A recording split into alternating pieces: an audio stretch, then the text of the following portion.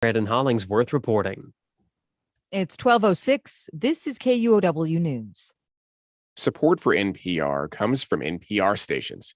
Other contributors include Subaru. If you with live the in Seattle, 2022 you might know Subaru there's a Crosstrek, hotly an contested city SUV attorney's with race standard going on. symmetrical It's a all-wheel race drive that doesn't and usually an get a lot of available attention, and it's for a 182 position that a lot horsepower of people engine. don't know that much Love, about. it's what makes Voters are Subaru choosing between Subaru. two candidates with 53 degrees in diametrically the opposed University District, views, partly cloudy, especially about sunny, how depending on aggressively the how city you should prosecute look at the low-level glass half crimes. full. Yes. And it's time for Week in Review. Bill. Welcome to Nicole Friday. Thomas Kennedy Welcome is a to former Week public in defender Review. My and journalist calls herself an been abolitionist. following current events this week, and on Fridays we share what we know. And I'm so happy to welcome freelance journalist Jane C. Hu back to the show. Jane, thanks for coming on. Thanks for having me. I'm not able to hear Jane. So is there justice I'm hearing the in, wrong thing in my prosecuting headphones, so I'm gonna someone who's check with my unsheltered for producer. sleeping somewhere where they had shelter? I don't think so. I'm hearing And it's an not audio as if clip. I'm not hearing every my single guest, so person I'm who hoping breaks the law someone gets is prosecuted, because that's not the world that we live in turning right some now, knobs and hitting some buttons. Um, Otherwise, we'll we have are to take a little primarily break. Maybe a little music break, and we'll get our technicals together. Okay.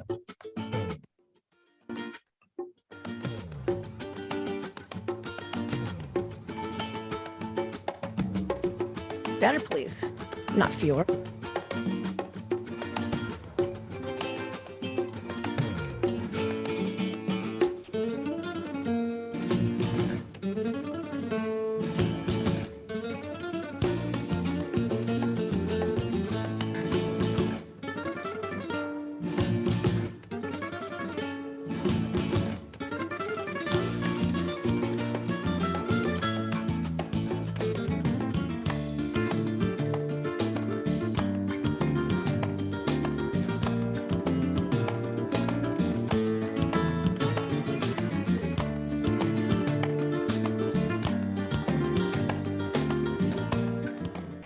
So we're together here for Week in Review. Bill Radke here, and we got a little bit of a stutter start because I wasn't able to hear my guests. So I'm going to check back in and see if I can hear them now. Let's start with Jane C. Hu. Jane, can you hear me? I can. Great to be I here. hear you. Thanks for being here. Freelance journalist Jane Hu. Also, we've got former publisher of the Washington State Wire, DJ Wilson. DJ, thanks for coming on. Yeah, you bet, Bill. And Joni Balter just popped off the screen, but I'm sure she's coming right back. By the way, by screen, I mean we are live streaming the show. So you can watch the fun on YouTube or on Facebook, and you just search KUOW.org and you'll find us. Okay, so I'm sure Joni is on her way. Let me start the show with the topic of politics, because this was the final week for candidates to file for November's ballot. And I'm sure we've all heard about the red wave predicted to come ashore in this fall's elections. Would that red wave reach as far as blue Washington State? And DJ, I know you follow such things. And do you think either of our state chambers is about to go majority Republican? I think there's a real opportunity for Republicans, for sure. I think the context for history buffs is that these midterm elections generally go against the incumbent in the presidential office, meaning Joe Biden being in the White House is good for Republicans. Only 3 times since 1934 has the presidential party picked up seats in Congress. That does sort of trickle down to the legislative level. It creates kind of what you think of as the air war or the cable news conversation about the parties. And then it's a question of who the candidates are on the ground. The other key thing that's different this year is that we've just redrawn all of the maps.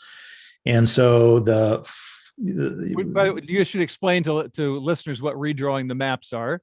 Yeah. We redistrict our 49 legislative seats every 10 years. So that process has just happened. And based on constitutional law and state law, the way we draw those maps has to create as even a playing field as possible. So they've just been rebalanced, which is generally better for Republicans. And I think there are a couple of key districts where, Republicans have to pick up 8 seats to tie in the House. And it's going to be pretty close. I think the key questions are whether they pick up seats out in like the Issaquah area in the 5th, whether the kind of Federal Way area in the 30th ends up going back towards Republicans. Open questions there. You got the 47th, 44th, other districts as well. So it's worth watching because it's going to be a good year for Republicans nationally. I think it'll be good here as well. I know Joni is also a big politics follower, and I'm sure Joni will have a lot to say when she rejoins us. Jane, this is less your beat. Any questions or information to share on local politics and what might happen this fall? Yeah, as a science reporter, I don't follow local politics or state politics super closely. So I am curious if that redistricting affects Seattleites. I'm sure some listeners might have that question as well. Yeah, it's interesting. These lines have to be drawn to be exactly the same amount of population in every district within just a few bits. So the city of Seattle has gained people. King County has gained people since the last census 10 years ago. And that actually means the districts get a little smaller. And so it has created kind of this blue wall for Democrats in the legislature where so many people live in Seattle and King County that they almost can mitigate any Republican wave from the other parts of the state. There's a little blue island out in Spokane. There's a little blue island down in Vancouver. And then up in Bellingham, there's a little blue island and so on and so forth. But it's really hard for Republicans because in Seattle, the maps just get smaller. And so it's really then becomes a question of who's more progressive in a lot of those primaries. Joni, I'm not sure whether you've been able to listen to the discussion so far. Joni Balter's still muted, but at least on the back on the show with us. And Joni, we talked a little bit about this red wave question, and I think maybe you see things a little differently. Joni, if you'll unmute yourself, maybe can Joni hear me? Can you hear me? I can hear you, and I unmuted myself. Okay, but I went to a very dark place down a dark hole trying to fix that. Wow, congratulations, well done. What's the question? Well, we were just starting to talk, and we'll have more to say here on some of these political issues. But I started asking DJ what the odds are of Republicans in this supposed red wave. What are the odds of Republicans taking a majority in Washington state of all places, in either of the houses? Republicans are likely to pick up a few seats in the legislature.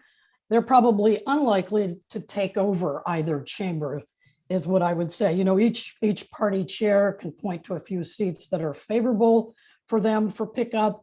But, there are some, very big numbers that have to be overcome in that regard.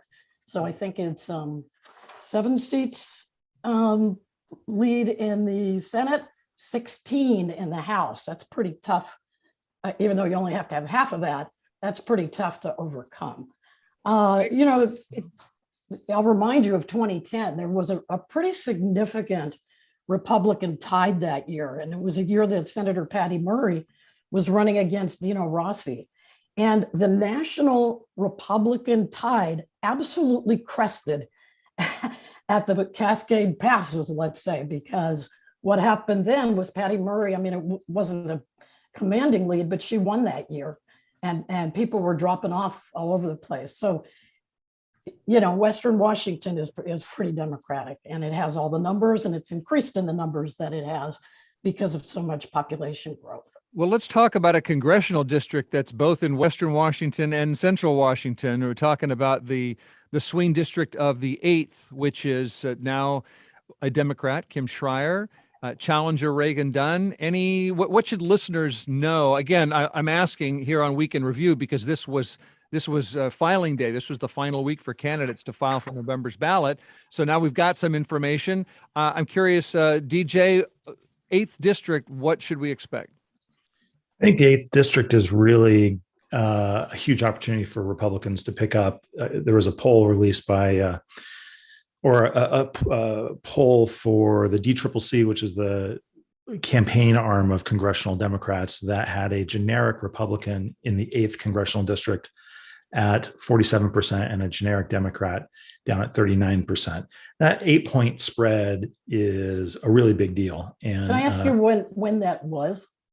Yeah, this was reported by Punchbowl News, and I think that they had this out Monday. That I think Okay, so recent enough. That's pretty I'm just recent. curious. Yeah. Okay. And so I think that creates real problems for incumbent Kim Schreier. The district changes a little bit as well. I think it actually gets in some ways better for Democrats, but it's still going to be pretty tight. I think interesting and worth noting, Reagan Dunn is running, but there are a bunch of other Republicans also running. And that's true. Jesse Jensen ran and got through the primary and almost beat Kim Schreier last year. He's actually out fundraised Reagan Dunn pretty considerably. Matt Larkin is also in that race, who lost Jensen last year, or 2 years ago rather. So there's a three-way race. We'll see how it kind of plays out. And then in the fall, that's that the crest that happened, as Joni said, in 2010. I think that's going to be an open question here for the fall. Well, if you had asked me a month ago who wins this seat, I would say easy, Reagan Dunn. High Republican tide, big name familiarity. He's a moderate R in a purple district.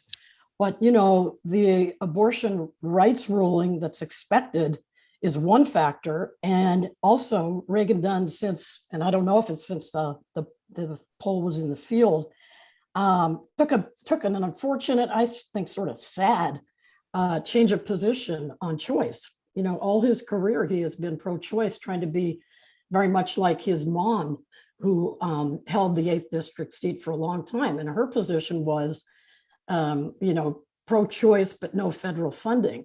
But what's sad to me is that in this era, a moderate Republican like Reagan Dunn has to adapt to the sort of politics of the day.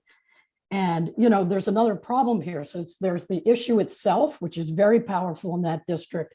I would guess it's something like 65, 70% pro-choice with some specifications. But the other thing is the authenticity issue. I don't know if you've been following, but I've been following all week long the Pennsylvania Senate race with this candidate, John Fetterman. I'm interested in him because my dad is from the town he was mayor of, but I'm also interested in just this sort of folksy, authentic. The guy wears a hoodie everywhere and these shorts, even in there's pictures of him in the snow with the shorts on. It's kind of funny. And he goes to the fanciest events, kind of dressed. But anyway, so Reagan Dunn being a chameleon on this issue for everybody to see is not going to help on the authenticity part of this. Jane, I want to bring you in because we've been talking about this abortion issue. When the draft Supreme Court ruling on Roe versus Wade and Casey was leaked, our state attorney general, Bob Ferguson, quickly reminded us what a blue state Washington is. Washingtonians' fundamental right to access safe and legal abortion is not in jeopardy from this opinion. And you've written, Jane, about one way in which it's not that simple. Why would Washington not necessarily be a safe haven when it comes to abortion rights? I think even if Washington itself is a safe haven, we don't exist in a vacuum. Clearly, we're going to be affected by what happens in nearby states and federally.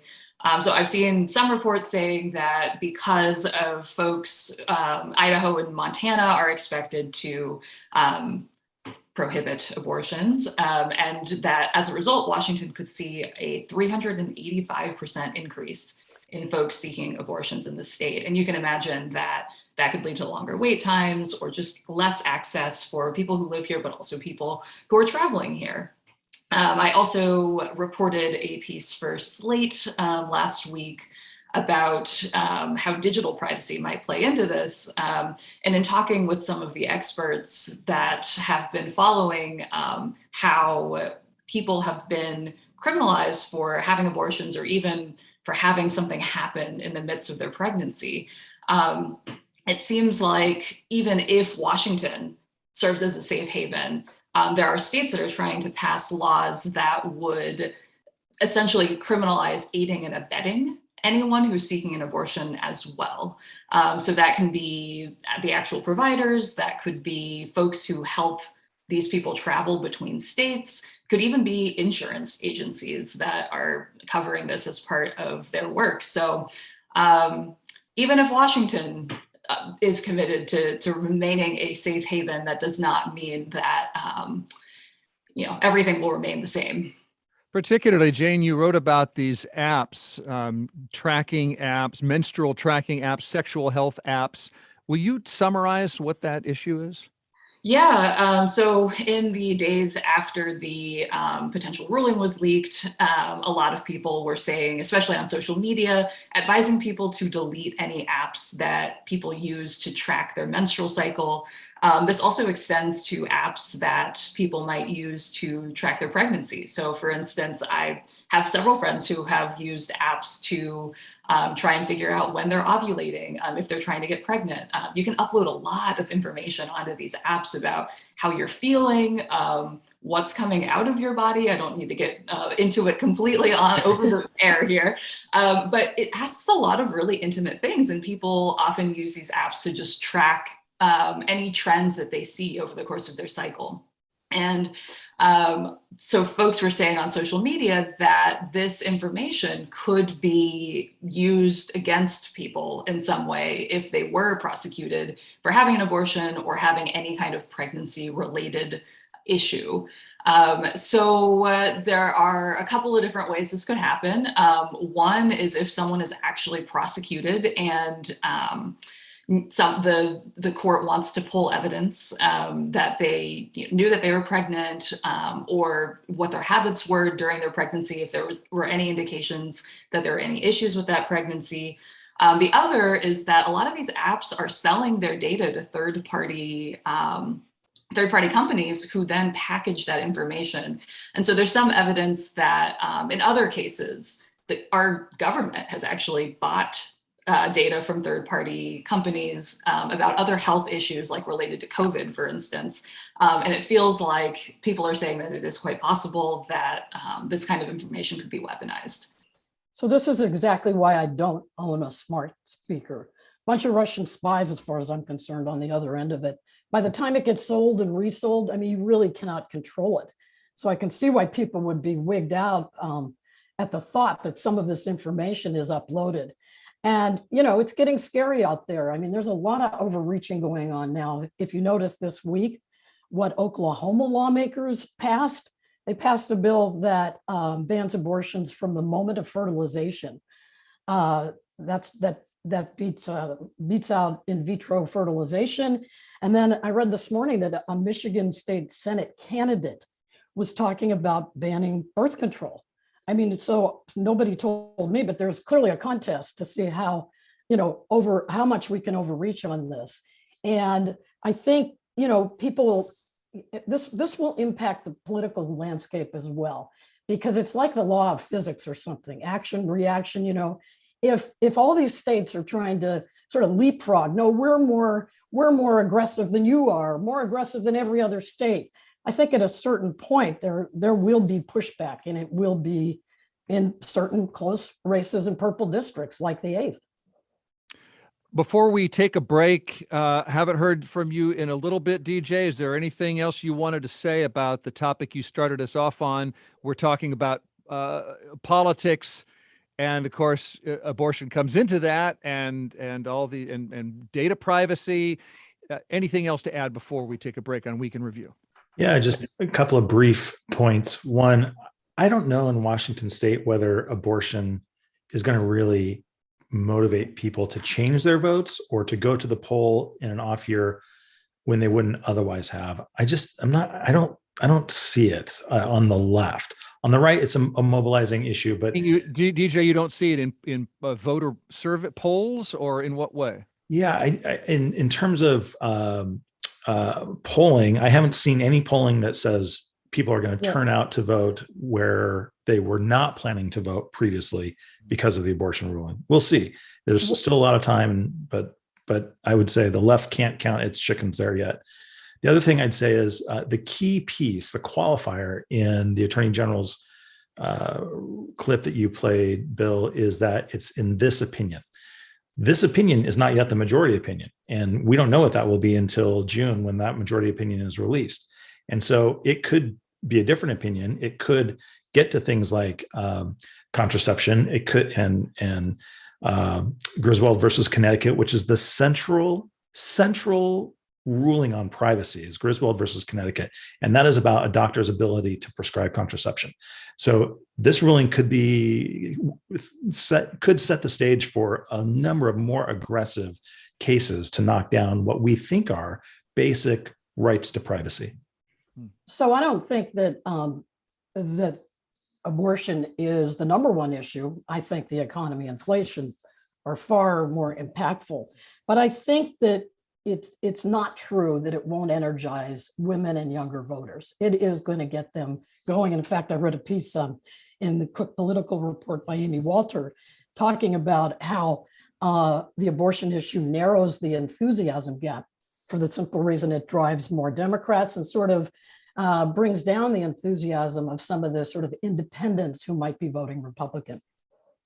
I do think there will be select places where this will potentially have an impact, but I like, frankly, Issaquah and that sort of foothill East King County place. Women who might have voted Republican in the past might vote Democratic for Kim Schreier, but I think we'll have to see how that plays out at the legislative level, if at all. Didn't you say that you thought it solidifies the candidacy of Patty Murray? I do think, Patty Murray. Wouldn't it be for the same reason? Yeah, I just think that I think Patty Murray's weakness is, to the extent that she has some, which she does not have many. Frankly, I think she's very strong in the state, very well regarded, should be reelected pretty easily. The only weakness she has is Warren Magnuson's 1980 weakness, which is she's been around a long time. And so if you wanted to vote Republican in the Senate because you were tired of voting for Patty Murray, as we've been doing since 1992, this will solidify that support. So she still probably wins with over 60%. I would bet 58, 60%. But it's this other down ballot questions that linger. Let's take a little break now on Week in Review. I did ask some members of the KUOW Community Feedback Club for what's a voting issue that didn't used to be decisive for you, but it is now. And I'll say some more about some of the answers a little bit later in the show, but I saw a cluster of answers, a couple of anonymous people, one saying affordable quality housing. Homes in Seattle are nearing $1 million on average in lower end neighborhoods. Another says, will not vote for any candidate who wants to abolish single-family home neighborhoods under the guise of affordability or anti-racism. Lonnie says, I'm a Democrat, but will vote for someone who'll try to decrease property taxes. And Sean says, I used to assume most candidates had a basic sense of civic duty and intelligence. Now I vote based on how they process and project facts versus QAnon-ish drivel and propaganda. Who knew we would ever have to make that a high priority? To join our Community Feedback Club, just text CLUB to the number 206-926-9955.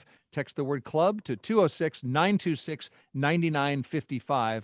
We send out periodic text asking for your feedback or your story ideas. We're going to take a short break and right back with more of Week in Review.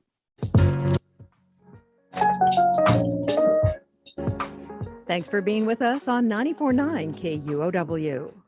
Hi, it's Bill Radke here to tell you about a new podcast feed we're launching called KUOW Shorts.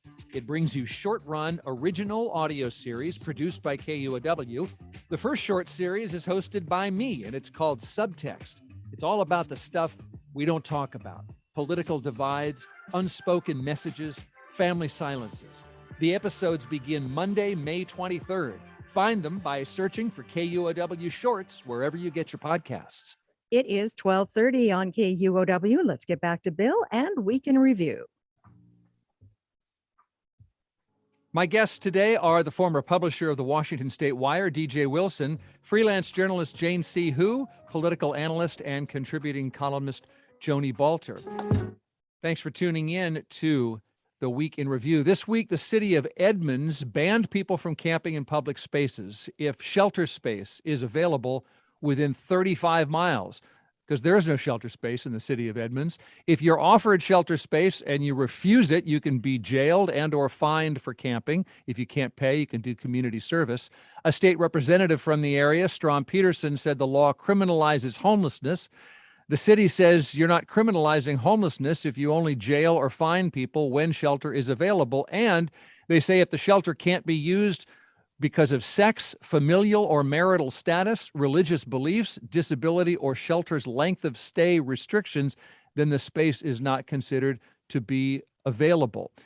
So let's talk about this, and we'll get into a big homeless encampment clearing in Seattle in Woodland Park in a moment. But DJ, you brought this up. Do voters seem to think they are criminalizing homelessness, as this state rep said?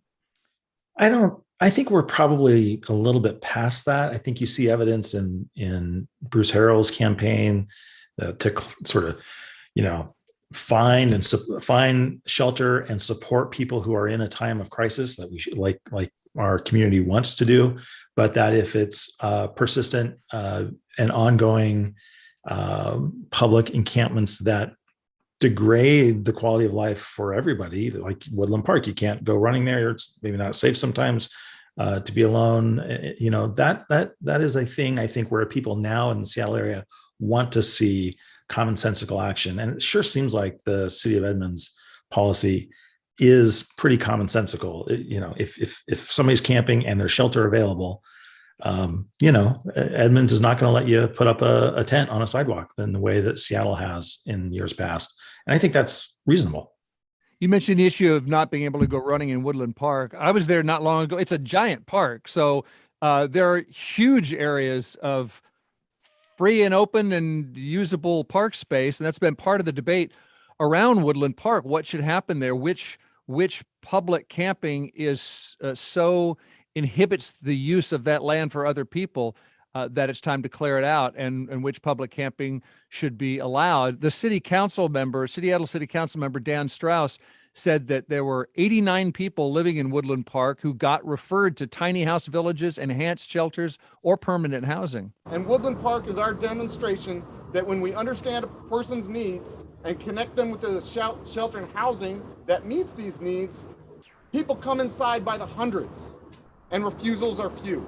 Joni Balter, what do you think voters and listeners ought to know about this right now? Well, let me start by saying that I believe the general public should have access to parks and, all of the park and sidewalks. So that's one way to define public space.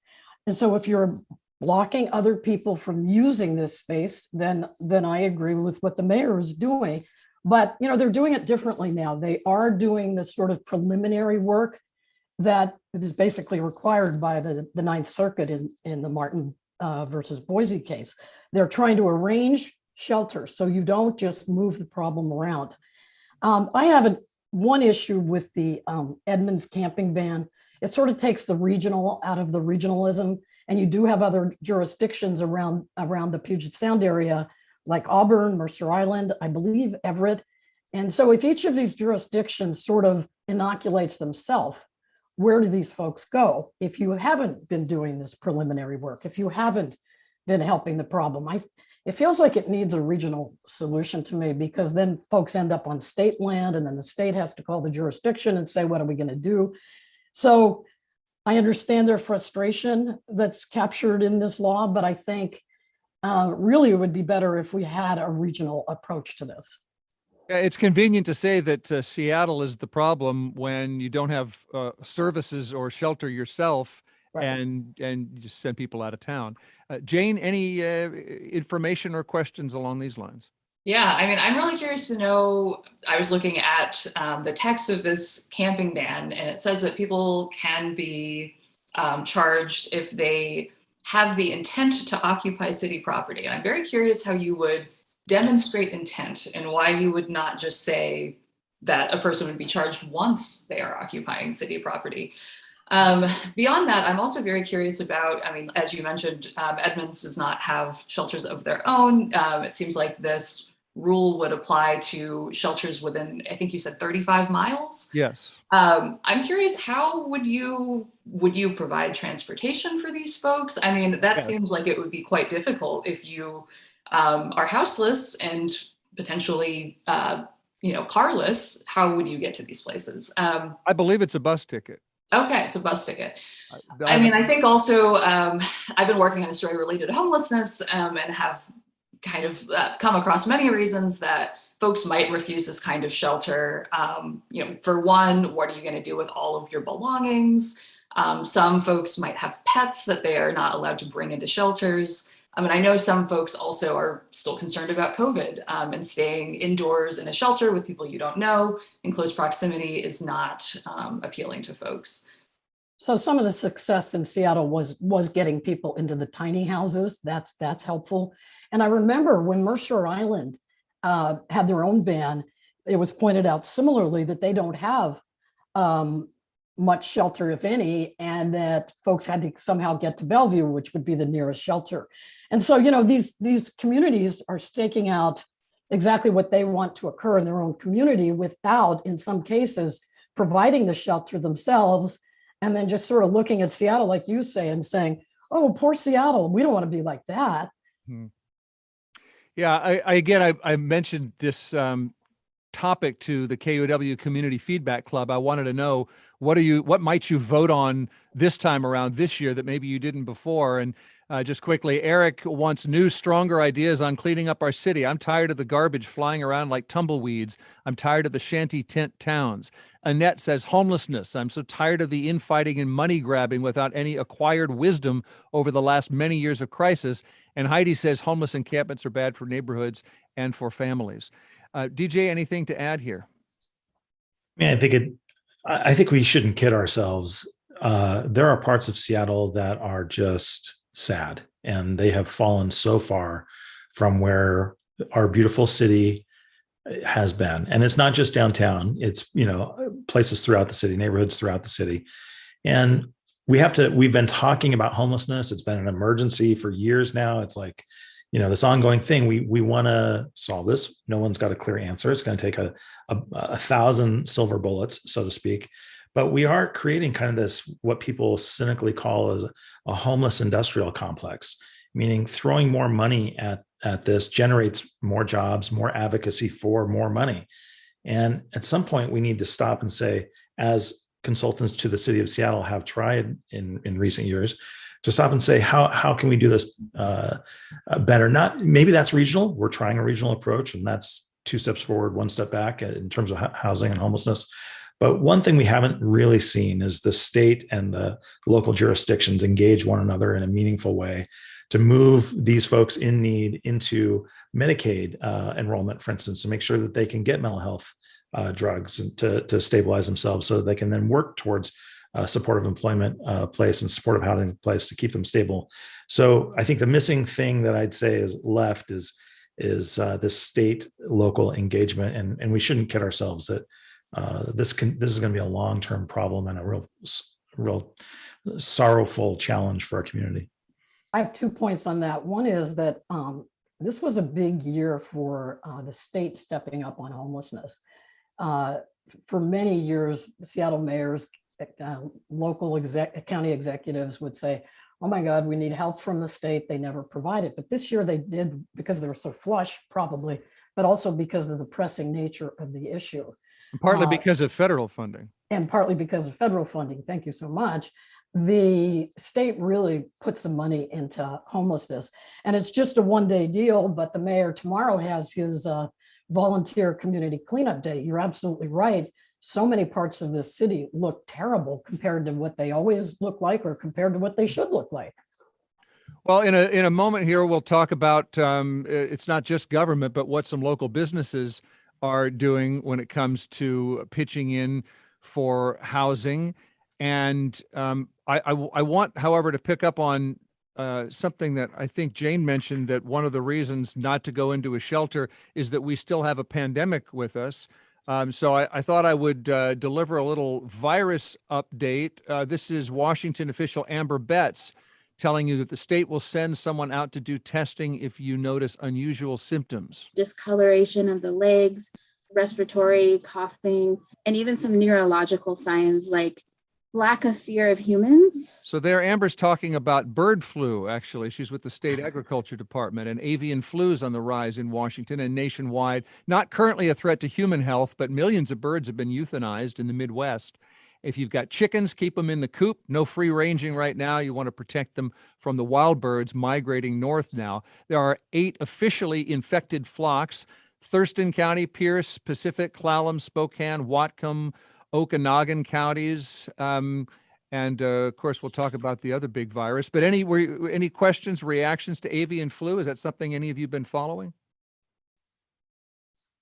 Jane, we're all looking at you as our science reporter. Yeah, right. Well, my time has actually been pretty consumed by following the viruses that are affecting humans more than our avian friends. Yes, yes. We're in an interesting place with that other virus. Oh, and by the way, I should say I'm not talking about monkeypox, which is on the rise in humans. Just little outbreaks, less than 100 cases in some European countries, 2 suspected cases in the U.S., but that's unusual, and it does affect humans, and you don't want to get monkeypox. Also, I'm not talking about rabbit hemorrhagic disease, which our state veterinarian has confirmed in King County, which is highly contagious for rabbits and fatal to rabbits. But on the COVID front, we've seen this week cases continuing to go up. Seattle Public Schools reporting cases up about 14%. At least 4 Seattle Public Schools are back to requiring universal masking. Still, King County will close 3 testing sites, Federal Way, Tukwila, Auburn, because so many of us have switched to at-home testing. Governor Inslee says hospitals are not swamped. He's got no plans to bring back statewide mask mandates, although the vaccine mandate for the state does remain in place. Jane, any reaction or any more information that our listeners ought to know now? I think all of us are just tired. Just walking around town, I've seen less masking than ever, which I guess makes sense. We're, I think, getting more comfortable with returning indoors without masks. I personally am still wearing a mask indoors. As the summer months come, that is becoming more and more uncomfortable. I went to the climbing gym yesterday in a mask. I did not enjoy being very sweaty underneath that mask. However, I think, with cases going up, it just feels like it is a very easy way that we can try and keep spread at bay. I think in the new world, we each have to make our own sort of daily, practically risk assessment. I still wear a mask indoors like you do, but I'm so excited that it's May and we're going to be able to be outside for a long period of time. And I think anything goes outside. I really do. I'm not worried about that. Yeah, it's good to be in Seattle right now and not Florida, where probably the coming of summertime means more indoor gathering. That's true. Right. So we're flipped in that way. Look, long COVID, we just don't know enough about this, but people are really having a rough time with it. I read somewhere, and I mentioned this to you earlier, Bill, that I believe NPR itself has a new mask mandate. Not positive about that. But I think it's like we're trying to figure out, how do we live with COVID? I don't know if we're in a lull and we're going to get back in the fall to some really high number, which some folks have been talking about. We know a couple things. We know use your head. We know that being vaxxed and boosted probably helps a lot. We do see the virus increasing a lot on the East Coast. I don't know if they're using air conditioning yet or not. But I had a different experience than you did with masking. Costco, which had been around, I guess around 20 to 30% of people wearing masks, was much more masked yesterday. And so people are reading the same stuff we're all reading, right? And make your own decision, but make a good one. One of the things that stands out to me about the monkeypox in particular, even though those are relatively low numbers, the thing that's, I think, surprising is that those relatively low numbers are all around the world now. In Europe, in the United States, again, relatively low, but that level of spread is really uncommon. And that's why I think we should be eyes wide open on that, not necessarily because of transmission rates, but because it's already here. There's already some level of community spread. These are happening. These infections are happening with some people who have not had a history of travel. We should let people know, first of all, it's called monkeypox, but it's generally harbored in rodents, and that it also doesn't spread through the air. As far as I know, I'm no scientist. My understanding is that it's more physical contact and not droplets. Our science reporter Jane is nodding. That's a good sign. That's great. I think people are saying that it is, or experts are saying that it is unlikely that monkeypox could spread as quickly as COVID, just because it requires that closer contact, but also because the symptoms are very obvious. You are generally very sick for a couple of weeks. You can potentially even grow little pustules all over your body, which is pretty gross. So it's pretty obvious. similar to any other kind of pox, where there might be more obvious physical symptoms for you. But I think, DJ, you're right. It is, a lot of people are keeping a close eye on this because, as we understand it, it most likely is not transmitted through aerosols. But that's what we said at the beginning of COVID as well. I think we have a heightened fear of viruses right now for good reason. And we're realizing how little we know about a lot of these viruses. I know monkeypox has not been studied super extensively, and experts are just trying to be aware of how much we don't know about how much we don't know. So worth keeping an eye on. Hopefully will not be a second pandemic. I'm knocking on wood right now. Well, the scariest thing about it, I believe, is that there's no known really great treatment for it. Some people talked about using the smallpox vaccine, I believe, for it, but otherwise, there's so much we don't know, and especially how to treat it. That's what makes it sort of frightening. And as you say, it was always just on one continent, but now it's sort of moving around the globe again. Yeah, generally, outbreaks are just a few dozen people, so it's limited. It's more limited, yeah. Yeah. But I actually found it comforting that there's a vaccine, or a vaccine that can be used, so that we're not starting from scratch the way that we did from COVID, at least. One of the, I think, realities of our brave new world is that in a space with increased temperatures and climate change, one of the things some models show is just an increase in viruses like these getting into human populations, and an increase in the mutations that would allow those sorts of things. So avian flu is a thing, but it was a thing 10 years ago. Monkeypox has been around, but COVID was new, and AIDS, HIV, when it came out, was new. And when we have, more energy in our closed system, you're likely to get more new viruses arriving. So this is going to be, in some ways, our new normal. Our kids growing up are going to just have more of these viruses that they're going to have to deal with in the same way that our grandparents used to deal with viruses. We sort of lived we have been living in the great years of pandemic evasion virus evasion because of vaccines. And I think things are changing for the next generation because of not science, but the context around our society. But doesn't that seem crazy if you think about it? Because we're supposed to be so much more high level in our understanding of medicine and science. So it's kind of ironic that way. Indeed. That's Joni Balter, a political analyst, contributing columnist. We've got DJ Wilson here and Jane C. Hu, and we're going to take a short break and come to a conclusion on this week's Week in Review. Stay where you are.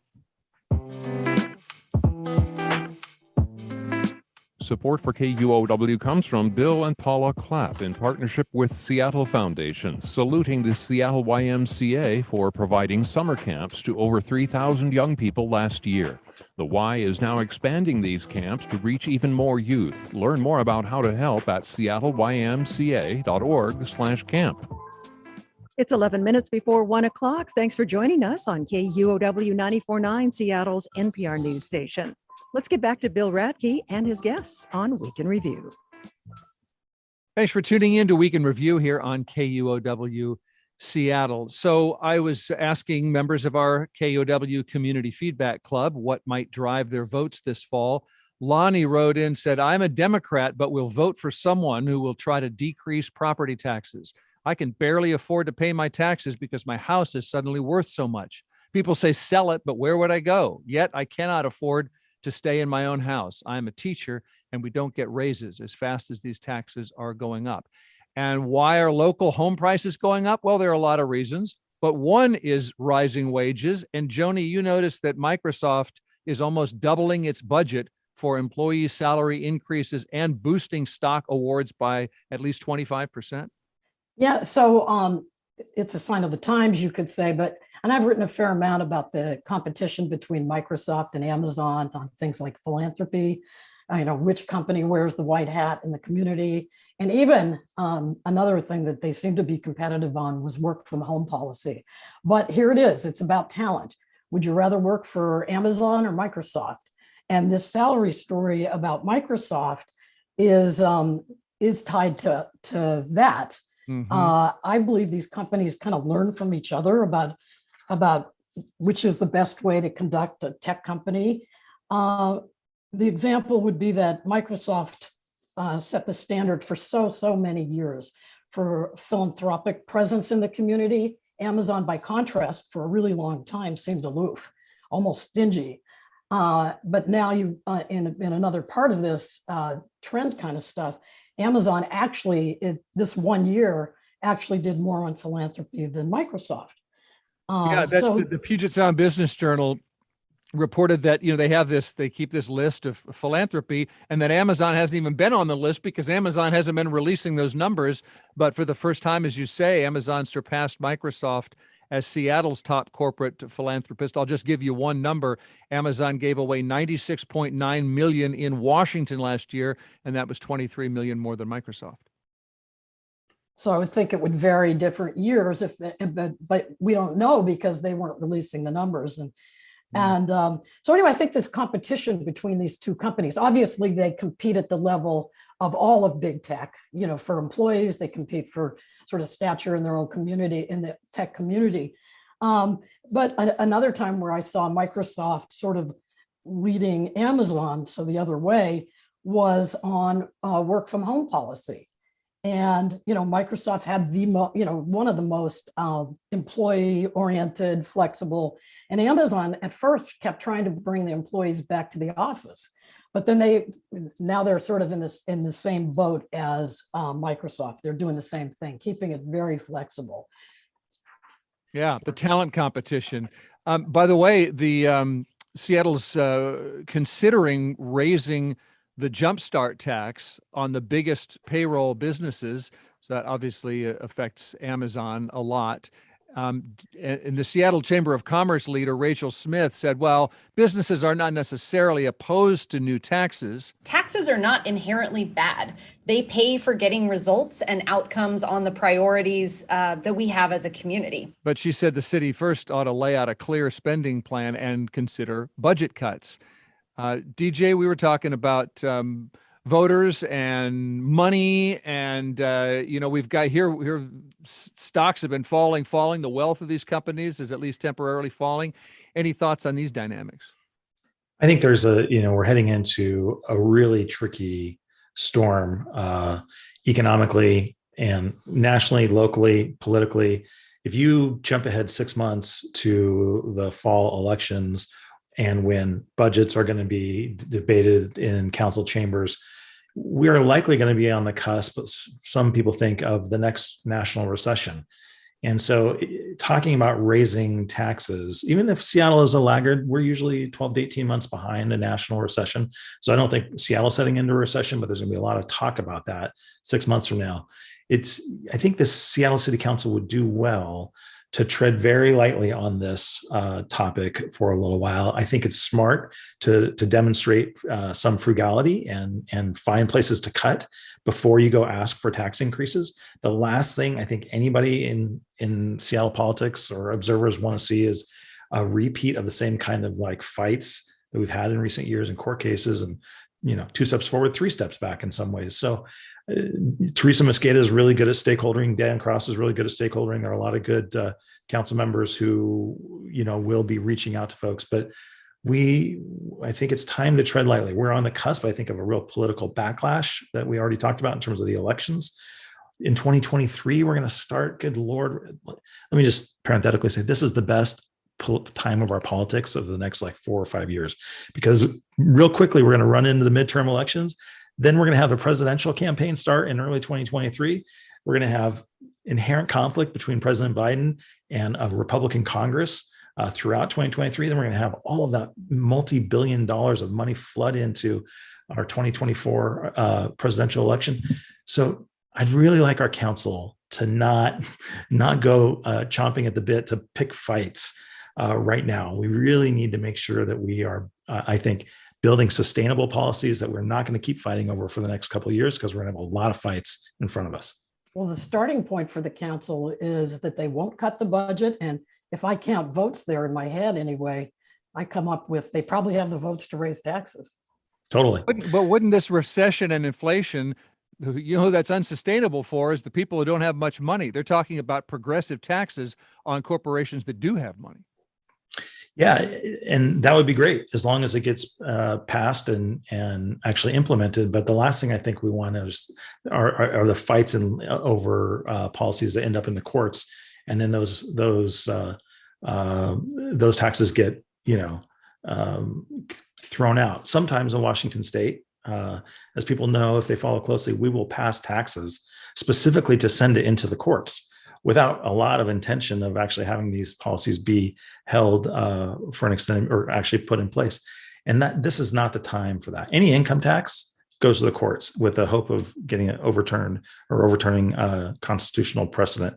So, we've got money, voters are generous, but I don't think we want to pick fights that we know are going to drag on for years.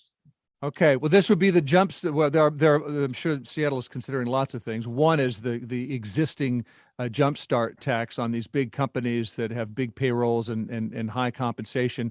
And the budget chair does say, as you suggest, that they're anticipating a $35 million gap for next year, and that's probably not going to go away. Jane, anything to add on this topic? I am just thinking about that compensation or the increased compensation potentially for those employees, which is great for them. But I do wonder how that will affect the rest of us who have less of a buffer against inflation. Indeed. Here I just picked out from the Puget Sound Business Journal report a few donation items that Amazon donated: $3 million to Seattle University, $2 million to the Pacific Science Center, $5 million to Seattle's Waterfront Park, $7.5 million to King County's East Rail project in Bellevue, and the highest figure in this cluster, $10 million to code.org, which I have to say I hadn't heard of. It's a STEM education project. Anything else before we think about what's made us smile this week? Anything to add? Joni, we started on our corporations and where the money is. Anything to add there? Well, I hope they keep competing with one another locally to do good in this community. That's a good competition to have in your city region. As I say, we end the show on something that's made us hopeful. Not the entire show has been hopeful yet again for the millionth week in a row. I'm keeping track. So anything made you smile this week? Well, go ahead, Joni. I'm smiling because I decided to take up keyboard. And it's in honor of my sister, who was a master at the piano. And unfortunately, she died. So I'm doing it in her honor, and it makes me smile. Lovely. I'd like to hear that sometime, Joni. Not soon. Not soon. Fair enough. One thing that makes me smile is the fact that my wife has now been with me for 20 years, which is amazing. I can't believe it. And so I'm hopeful we'll get another 20. So thanks, wife. That's adorable that you're amazed that she'd stay with you this long. I get it. DJ. Yeah. How about you, Jane? Congrats, DJ. My husband and I are about to celebrate 10 years. Hope we get to 20. I've been really glad to just see everything in bloom.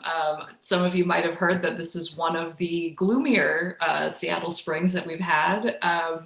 And it's just been so nice to walk around the neighborhood and see all the lilacs and azaleas blooming. Actually, this monstera, if you're on the live stream behind me here, just got a new leaf. My orchid is blooming. Just feels like everything is coming back to life after kind of a chilly and cool spring.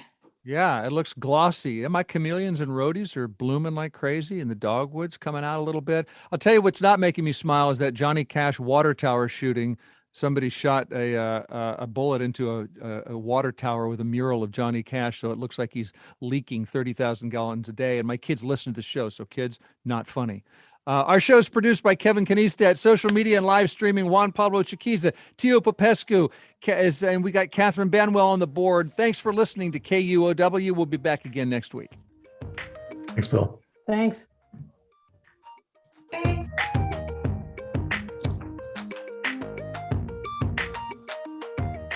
This is KUOW. I managed my time so poorly that I looked up and we were running out of time. Sorry I didn't get to say an actual goodbye. You did great.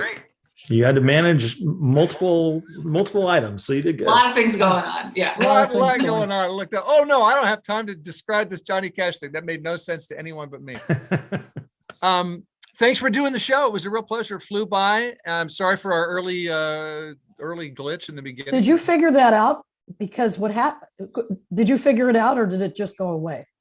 Oh, I'm just sitting here. I've got no answers. I just wait till all the smart people figure things out for me. God, I don't know why did you get bumped off? Do you The know reason that? I got bumped off is because I heard another sound, or I don't know. I think it was another sound. And for some reason, it was my interview for Crosscut with Ann Davison. And it's on Zoom. So I don't know if that was it. So I had to get all the way out and come all the way back. And are you sure? I heard news audio too. I couldn't pay any attention to who was talking. I wonder if it's a coincidence and it was some audio from Ann Davison on our show. Well, that's what I thought. I thought if it's yours, why do I have to leave?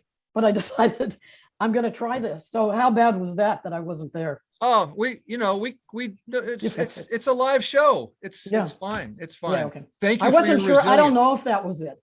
But anyway, I had to get all the way out and go all the way back. Anyway, sorry. Worked out great. Resilience. What's that, DJ? It worked out great. Yeah. Took care of it. You guys took care of it. It was all good. Yeah. Gotta love live radio. I do. I actually kind of enjoy even the glitches. I have to say on some level I enjoy. Can't know exactly why. It's just like everything isn't buttoned down. And so there's something that makes me happy about that. Yeah, as a listener, I'm always like, oh yeah, they're real people. This happens. They do this like all day, every day. How would they not have a weird thing happen every once in a while? So anyway. All right. Well, have a great rest of your Friday. Thank you all. Thank you all. Thanks for you guys. Appreciate it. Take care. See ya. Yeah. See ya.